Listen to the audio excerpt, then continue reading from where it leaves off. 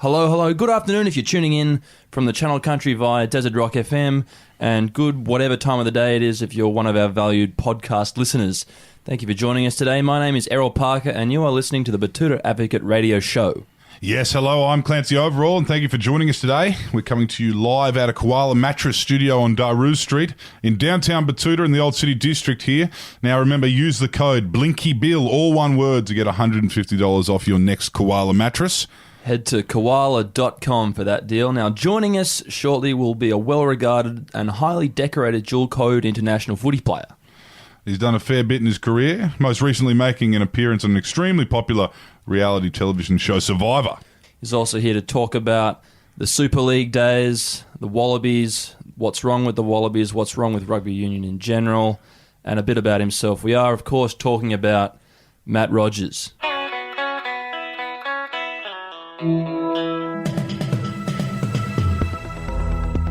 You're listening to Errol Parker and Clancy Overall, editors of the Batuta Advocate on Desert Rock FM. Well, here we are with a Queensland icon, Matt Rogers, 1T. That's right, no D. No D. How are you, mate? I'm good. Yeah, I'm good. Life's good. Yeah. Family's great. Yeah. Just wrapped to be here with you lads. Love what you do. So it's exciting. Glad you're here, Matt. Thanks. It's great, you know, with all the stuff that's been happening with your Survivor. It's great that we could manage to get you in the Western Queensland Channel Country just for an interview today. Yeah, nice. Well, it has been a bit hectic. It's been a bit of a whirlwind, this whole Survivor thing. It was a lot of fun. It was bloody hard. I got really hungry, and when I'm hungry, I get pretty angry. Hangry. One of those hangry sort of dudes. So I was a bit concerned about chewing someone's head off or something. Yeah. But I actually handled it all right. I actually got into a bit of a groove, so it was good. So how long were you out there for? 37 days I was in the show for. So, a bit over a month, which doesn't sound like a long time, but it's funny. I was saying the days would go slow, but the time would go fast. Yeah. If you sort of like one day, I'd be like, shit, this is a long day, and then before you knew it, there was a week gone. And then another week. So it was 37 days of basic torture. Yeah. Not being fed, thinking about food. And Did you back yourself a bit better than the others as an ex-athlete? You look like you're still quite fit. Yeah, well, I knew I would go all right in the challenges and stuff, but it was the social side that I was sort of concerned about. Yeah. Well, actually, I wasn't concerned about it, but I've sort of always sort of taken a bit of a lead role in a group of people. Like I just like getting stuff done. I just hate, and I've watched Survivor before, and just people just sit back and they just wait for stuff to get done. The beauty of our tribe though was there was a few like pretty high achievers in there, so. When we sort of got to camp, it was like, all hands on deck. Let's just get done what we need to get done. There was no like worrying about who was doing what or whatever. But there was certainly a few people that did a little less than others. Passengers. Say drifters. Show up, or blisters, show up when the work's done. Yeah. It's like, oh, you built a shelter. Oh, I must have been in the toilet.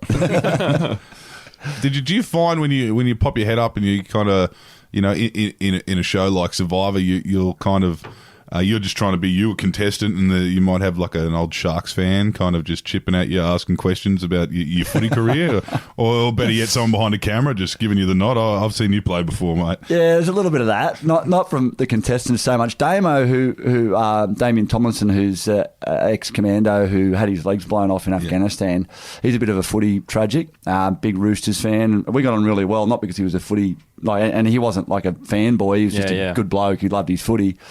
And Steve, was raised in Queensland, Steve Willis, so he liked his footy too. So, but again, not a fanboy, just a good bloke, and they were easy to get along with, those lads. I suppose a lot of it goes out the window too. It doesn't matter, if they grew up worshipping you as a footballer, they've still got to compete with you. Yeah, they want the $500,000. So they were coming for me. Yeah. Nah, those two definitely weren't. They were good guys. $500,000 comes before an autograph anyway. Yeah. Well, I could charge them for it.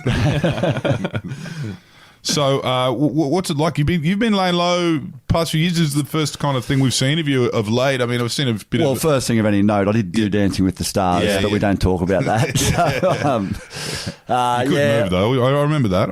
You could move. Media-wise, or TV-wise, it's the first sort of thing that I've sort of been out there and I mean, I think the show's done pretty well. So it's quite funny. You know, I've got this new group of fans. You know, when I did Dancing with the Stars, you know, I got all these like old ladies with purple hair wanting photos and stuff. I was like, did you follow footy? No, I love your dancing. You know, your waltz was beautiful the other night. And then just this morning at the airport, there's this little like 7-year-old girl. She's like, oh, he's on Survivor. You know, and the mum comes up, get a photo, and no idea that I was a footballer. Absolutely, like she just wouldn't know, you know. And I didn't even have to ask her.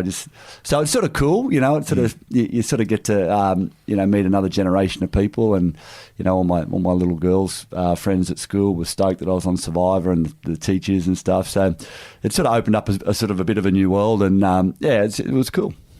It's funny though, because like most, how old are you now? How old do you think I am? How old do I look? I reckon you could pull mid-30s. Really? Yeah. Mate, I'm 42. 42. But see, 40... I reckon you could still be playing though. Yeah. You know, that's. I reckon I could still go around. Yeah. I honestly reckon you could throw me out there and I could match it for a game. I couldn't do a season. I reckon you head to head with Quaid. I'd go. I think, I'd take him down. How's it? All right, this is people are going to be listening to this. Quaid's a gun. Yeah. There'll be people listening to this. All right, how about we just put this out? Auckland Nines. Put me in. Put him in. The Sharks talked about it a couple of years ago, and I was working for the Commonwealth Games at the time, and I was just super busy, and it just couldn't work. And then one of the do-gooder board members said, "Oh no, we're taking an opportunity away from a younger player." I mean, no, you're risking a younger player and getting injured. That's what you're doing. Put me out there. Give me a crack. Yeah, give me injured. Because I stay in shape. I still train and stuff. I don't lift any weights or anything, but I was excited when I got the phone call from Flano. He said, are you up for it? I'm like, yeah, mate, I'm up for it. Yeah. And it just didn't come to fruition. But I'd love to run around in the Sharkies jersey again and go over and play in the Auckland Nines. It'd be a lot of fun. Well, it is interesting now because at your age, 42, that's when most people's careers start taking off.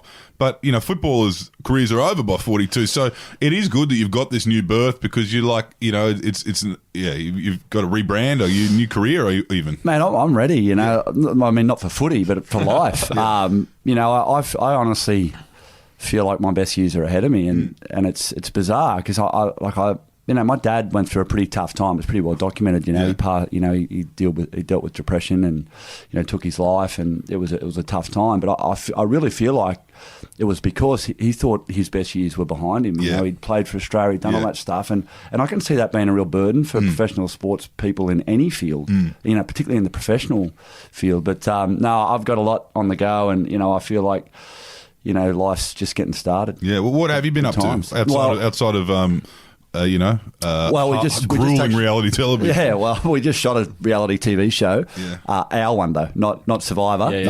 And it's for our charity, my wife and I's charity. Yeah. So we shot that. Keeping up with the Rogers. Yeah, sort of. Prior to going away to Survivor and then coming back shooting it after. So in the middle, I was sort of in Survivor, so I left a lot on my wife's plate. We shot a show. It's called Maxing Out. Yep. And what we've done is my son, who's autistic's name's Max, and we took 3 athletes. Well, they're not athletes actually. We took 3 people and we threw them into sort of like a really tough assignment, like tough environment, and said, right, sink or swim, and to sort of max them out. Yeah. And sort of a play on my son's name. But also, we wanted to push these people to the limit and see how they achieve it. And because we knew if they got to the end, it'd change their life to a degree. They'd feel like, wow, I can do so much more than what I thought I could. Yeah, and they did it. And so Channel 10 picked the show up, which is great. It'll be on at the end of October. And also it'll be on Nat Geo around Asia Pacific. I think it's going to sort of be beamed into about 500 million households. Yeah, so right. It's pretty exciting. Got a bit going on. So Max is excited? Well, Max has really got not much of an eye. He was actually excited when I got voted out of Survivor, so he didn't have to watch it anymore. I said, mate, you didn't have to watch it. And he goes, you made me. I'm like, watching Dad go hungry for a couple of weeks. Yeah. But that show actually sort of, what we wanted to do was sort of mirror the journey of people in the struggle with the journey that we had with Max when he was diagnosed with autism. So in the beginning, we were sort of lost. We didn't know where to turn. We didn't know, we were angry and frustrated. And then now it's amazing. We got the right answers. We went down the right path. We got the right treatment. Max is now about to graduate year 6 and go into high school. So he's just changed our life for the better. And we thought if we can get these guys through this, they're going to come out the other end better for it. Parallel as well, Yeah, and they did. So we had, my wife was one person. And she hated it. She hated me putting her in it. She loved it in the end, and that's the story.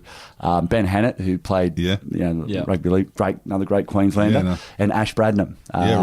So those three people, we took them to Germany to do a long course triathlon, which is a 3.8k swim, 180k bike ride, and a marathon. 180 clicks and a marathon, and a marathon after it.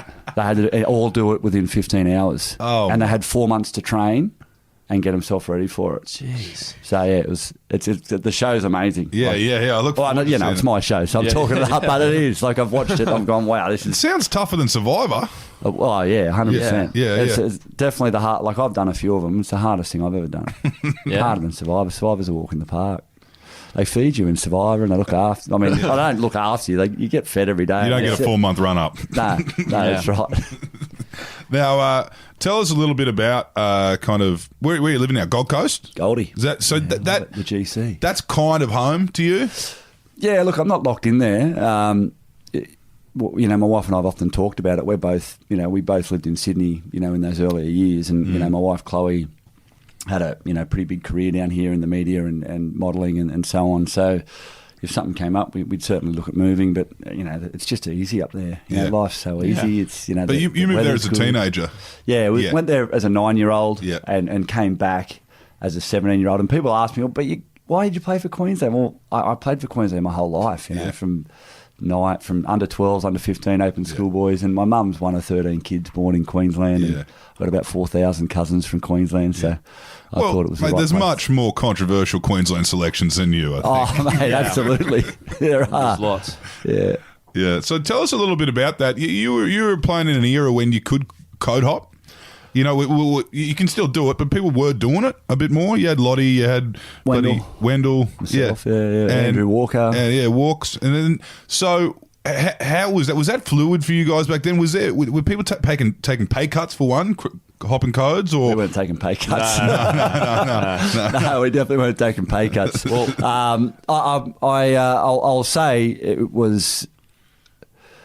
I think it was handled a lot better. I think the way that the ARU welcomed us, the way that the playing group welcomed us and managed us, I feel like there were a few people that left after us, and it was sort of like a bit of a sink or swim scenario for them, and they sort of didn't quite. Can they do it? Yeah. Well, I suppose it was, it was a golden era though of rugby. Well, rugby was winning everything then, and then we came when they were winning. Yeah.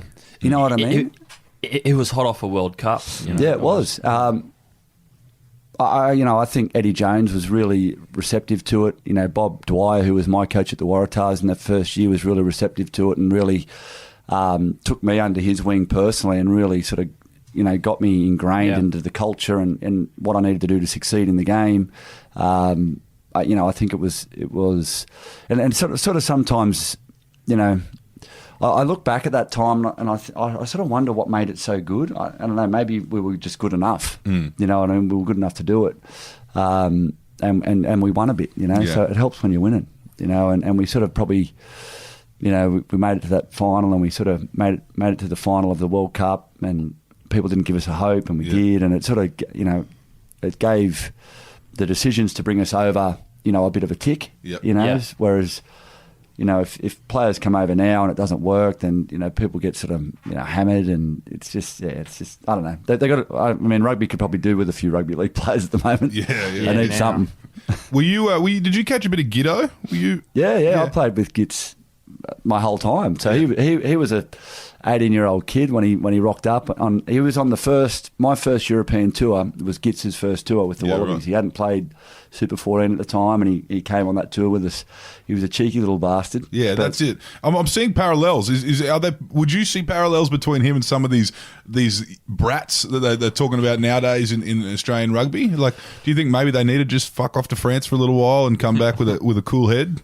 I think what Gits had like he was a cheeky little bugger, but he was so determined and he worked hard. So he had the respect of the older players. And then when you got the older players, like Todai Kefu and David Giffen and Joe Roff And Larkham. They wouldn't let him get. No one let you. They just call him. Yeah. Whereas now, if you try to shut a young kid, they cry. Yeah. And it's like, oh, they're teasing me, and they're not. They just. They take to social media. Oh man, it's hilarious. It's like harden the heart, will you? Yeah. It just blows my mind. Yeah. So it's not really that comparable. It's Nah. You're dealing with you're dealing with, I guess, divas to a degree. 100%. Gitz was one of the hardest workers, and he knew he didn't come in entitled. Yep. He came in knowing he had to prove himself, and he did. Which and I think the whole, the reality of Gitz, finishing up at the Wallabies probably prematurely was due to a personality clash with him and the coach. I think more than. And that wasn't him being a diva. That was him believing in a vision for the team, and the coach not believing, having a different one. And when you got two strong personalities there, someone's got to go. And he wasn't going to let the coach go. He was there, their golden signing from got Robbie Deans from New Zealand and sleeper cell.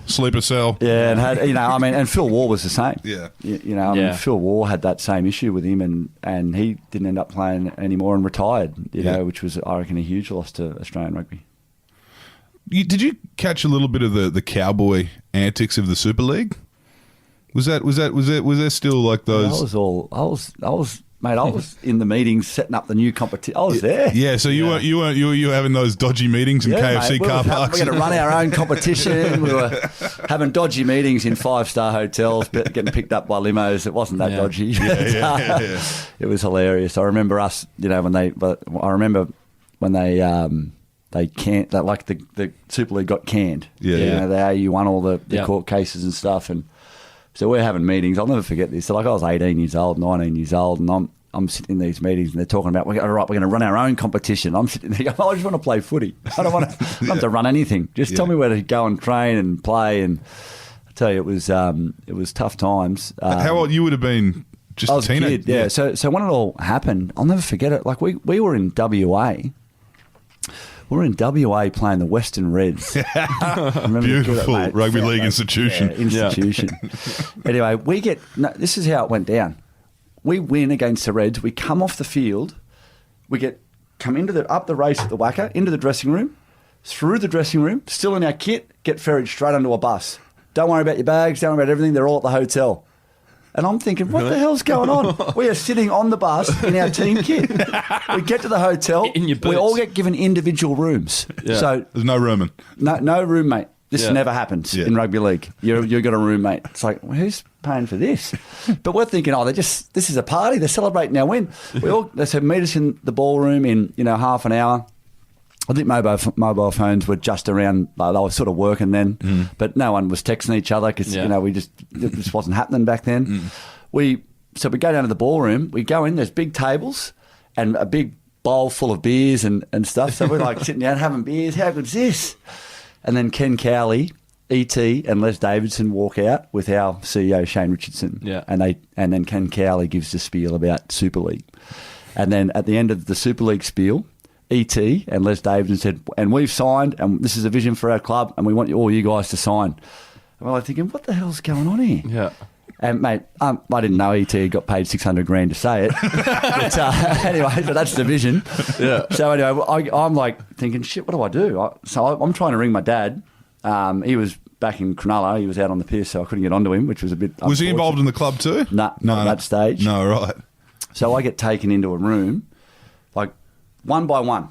You go in and you sit with Ken Cowley and our CEO. Ken Cowley was the CEO in New Zealand at the time, and our CEO. So, it's pretty terrifying. As a young kid. So, mind you, I'd been in this room for an hour, so I'd drunk half a dozen beers. I'd just played a game of footy. I was pretty pissed by the time I got in there.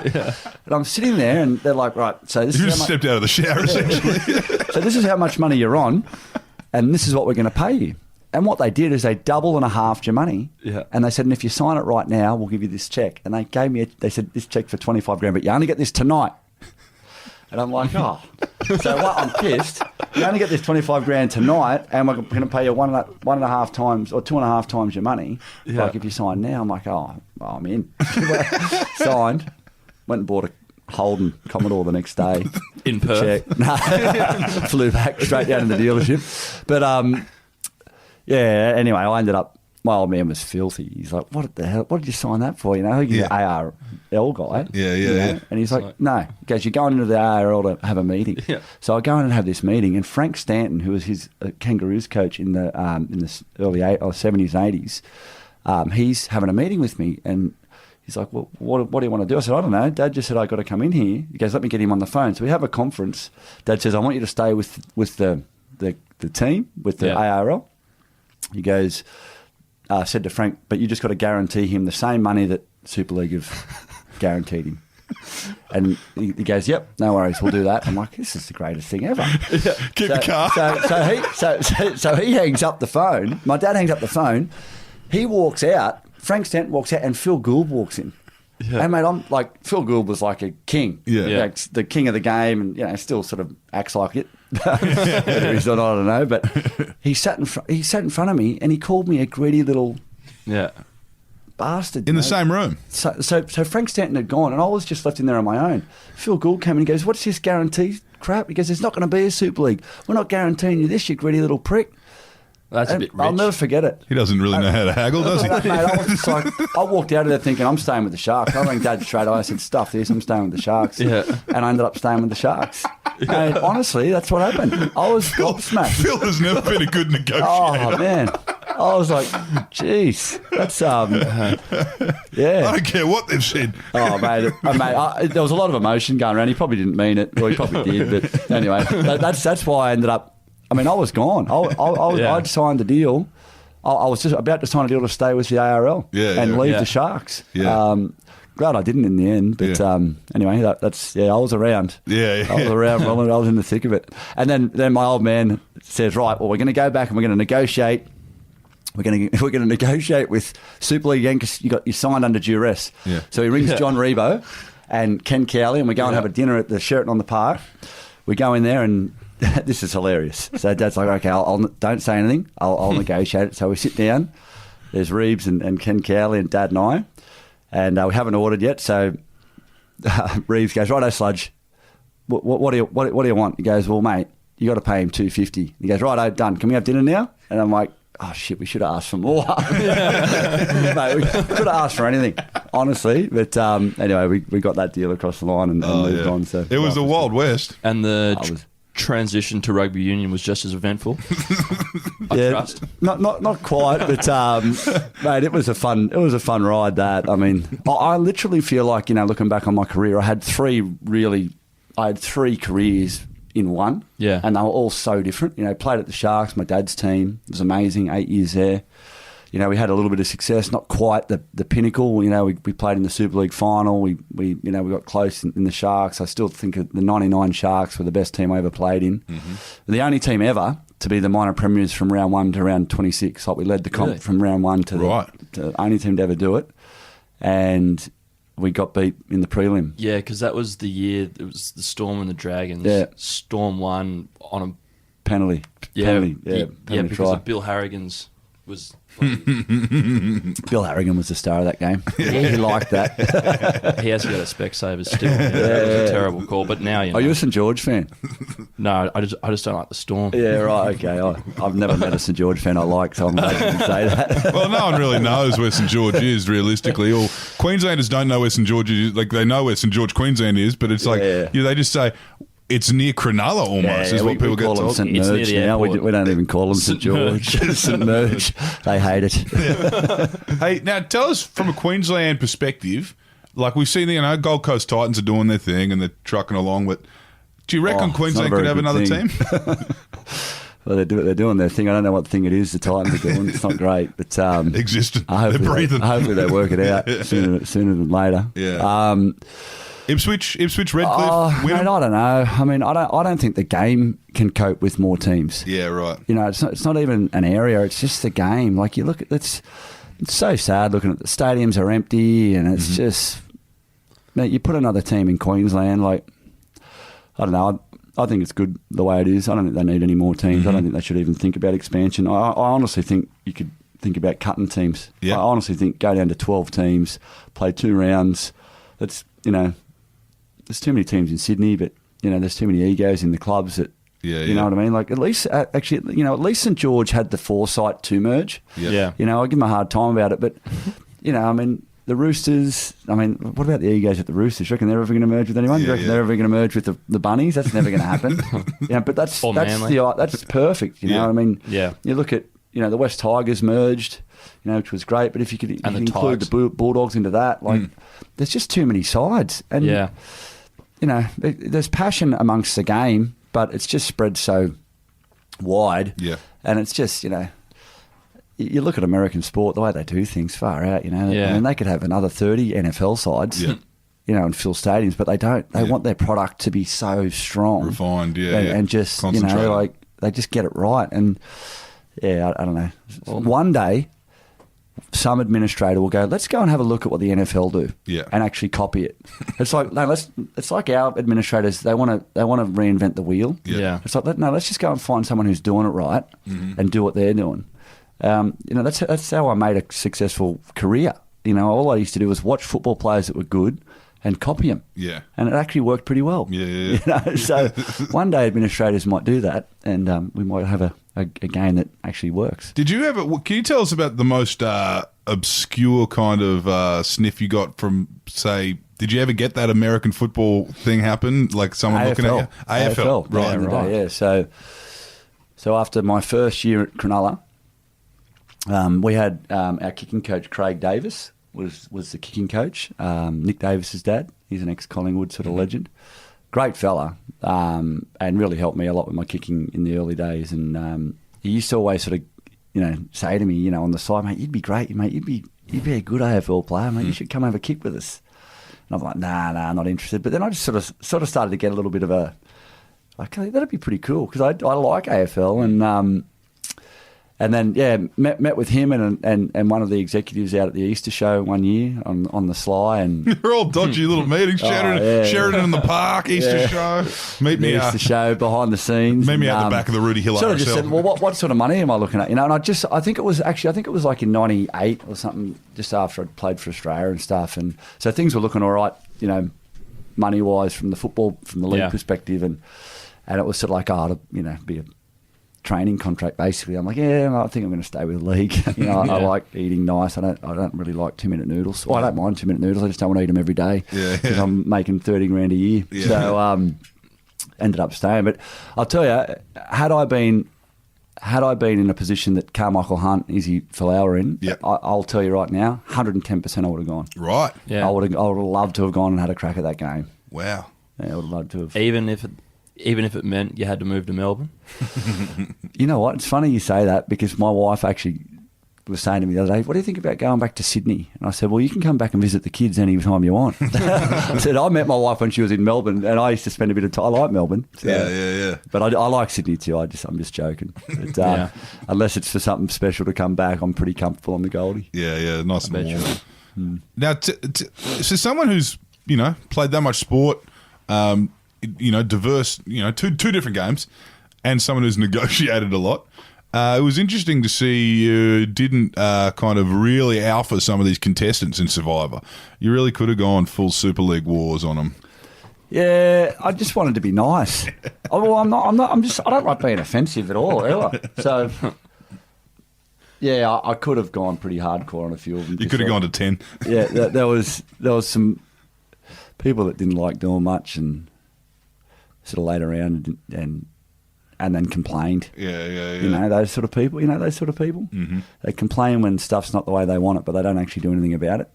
There was a couple of those, but at the end of the day, I sort of was just trying to survive and just trying to build relationships so that I could get information that potentially would hurt me. The saddest thing about it was the one person that I thought I had. Well, there was the two people that I had the best relationship was Steve and Sian, and Sian had the information and she didn't give it to me. Yeah, she played you, mate. But she had in her mind what she was going to do, and we even spoke about it afterwards. I'm like, what was going on there? She goes, I thought my plan was foolproof, and Benji just got in my head. So she was just going to play that idol for me. Yep. And Benji got in her head, and then she ended up playing it for herself, and then I got ousted. I had an idol there to play it, but I was just so rattled trying to do the math of what Benji's saying. I mean, as if Benji was telling the truth. Yeah. Like, I should have just realised. Sounds like a leadership spill down in Canberra, actually. Everyone's got the numbers wrong. I know, I think we were better organised. No, so what else is on the horizon? Other than maxing out? Maxing out, yeah. So we've sort of got that show shooting, or it launches it'll be on Channel 10 at the end of October, early November. We're just sort of looking at that date now. But yeah, we're into season 2, so we're just casting for that at the moment, and speaking to a few pretty high-profile people who want to get thrown in the deep end. It's hard, because what we need is we need people to do it who don't want to do it. Yeah, right. Because like no one wants to be tortured, out, yeah. basically. No one really wants to do a marathon, do they? Well, not at the end of a 180k bike ride either, and after a 3.8k swim. So I can't believe that's all in the same day too, isn't it? Yeah, in a 15-hour time slot. So you got to find people that are willing to buy in. Yeah. But they're not actually that. Because if someone goes, I'm excited to do that, it's like, no, we don't want you on the show then. It's like, you either need to be a really good actor and tell us you don't want to do it and come and do it. But we've got a few people in mind. How are you finding them? You find them through nominations from people you know? No, we want people with a bit of profile. Yeah. They don't necessarily have to be superstars, but it helps with the show, sort of, I guess, the reach of sponsorship and that. Yeah. It's a sponsor paid for, the sponsors pay for the show. So we need sort of some people with profile. So I'm working on Commando Steve at the moment. Yeah. He'd be good. Yeah. He doesn't want to do it though. So I'm like, perfect. What about Fev? Favola's looking like he could. Yeah. Fev would be good, actually. Yeah. Oh, mate. I'd love to see Fev fit again. He could probably he'd be like you. He could probably run back in for a game. Mate, Fev could do it easy. I mean, AFL guys have got an engine like you wouldn't believe. They can just run all day. Yeah. But if he hasn't been training, tell you what, this thing will test you. It takes you to places that you didn't think you could go to. That's for sure. Well, mate, thanks for joining us today. Pleasure. It's been great to hearing what you're up to, and you hit the ground. You're in the reality world now. So reality, yeah. I mean, what is reality nowadays? Reality TV. Yeah. So real, isn't well, it? watching someone watching someone do a marathon is probably a bit more realistic than watching people live in a household together with 7 sisters. With 15 women and don't pick one. Yeah. Wow, he's just lived every man's dream. Hasn't he? Yeah. And got away with it. Yeah, it's a big move, isn't it? Yeah. Bold. That's what we were saying. We're saying the old honey badger has his rugby union roots at heart. In the end of the day, he just wants a girl in a puffer vest and the moleskin trousers, doesn't he? Yeah. Good times. Didn't find any of them on The Bachelor. No. Well, it's been a pleasure, guys. Thanks for having me. Mate, no worries. Like I said, Thanks love for your joining work, and I'll come back anytime if you want. Yeah, well, we'll catch up when Max and Out's on. Absolutely, that'd be great. No Cheers, worries. guys. Thanks, Matt.